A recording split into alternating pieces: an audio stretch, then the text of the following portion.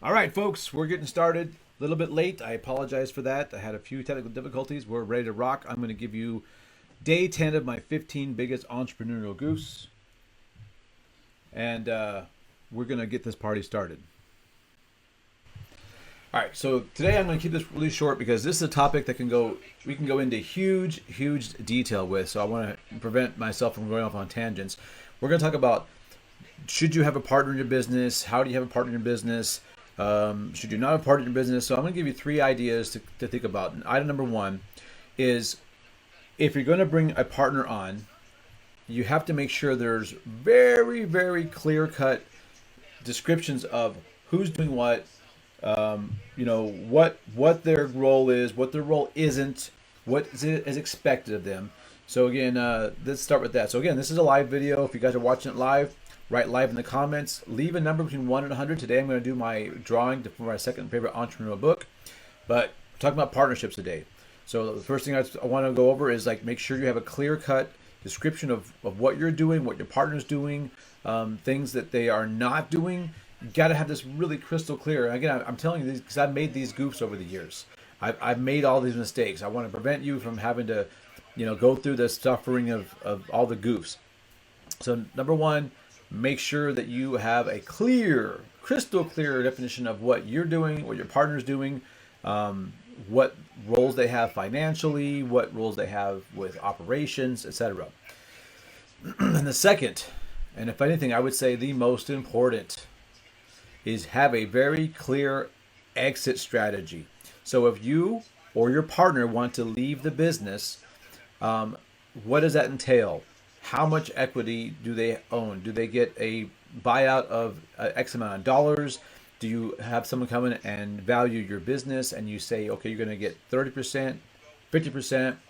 This is really important because although no one ever goes into partnership expecting it to fail, they do. It's like a marriage. So you have to be prepared. This is like a prenuptial agreement in a marriage. You walk in, all right, if I want to leave, it's going to cost, X amount of dollars. Or, I put in $10,000 to start this business, and that's half of what it's valued for right now. So if I want to leave the business and it's now valued at $100,000, I want $50,000 of it, so you can buy me out, or I can buy you out, whatever.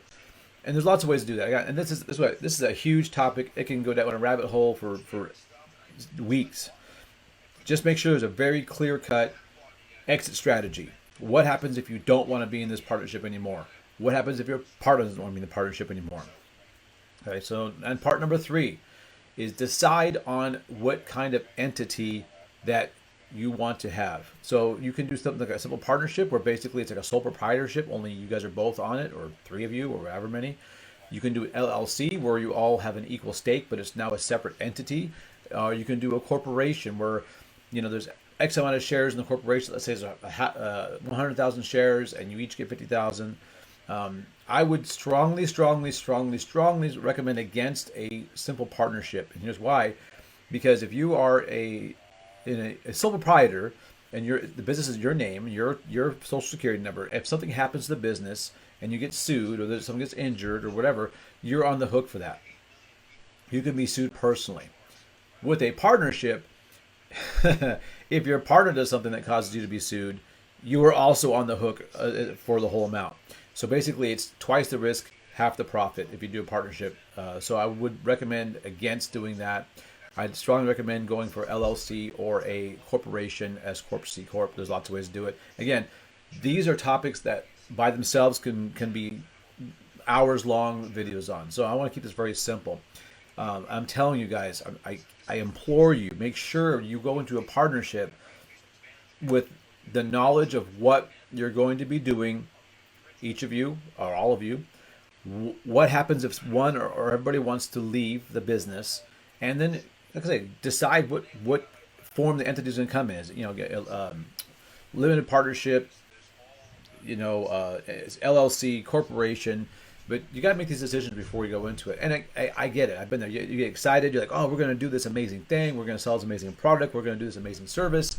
And sometimes things just don't go right. There's not a meeting of the minds. You had one idea of what's going to happen. Your partner has a different idea of what's going to happen. It just doesn't work out. So again, so this is the video, guys. This is 3 points. Live video. If it's live, you're watching this, write live in the comments. If it's a replay, write replay. Give me a number between 1 and 100 so that you can have a chance to win my book. Not my book personally, a book that I have that I want to send to you. And keep it simple. Know what tasks are expected of each person. Know how to dissolve the partnership, so you have an exit strategy, and decide on which kind of entity you want: a corporation, LLC, partnership, etc. So again, this could be a long video, but I'll keep it short. And again, if you have questions, you know where to find me. I'm on Facebook. I'm on Instagram. I'm on a YouTube channel that's not listed here, but all these live videos are going to be uploaded to my YouTube channel. They're on my Facebook. I'm going to put them over on the Harvest Coach Daryl Facebook page as soon as they're all done, this whole series. And I appreciate you guys hanging out with me. I really thank you for giving me your time and attention.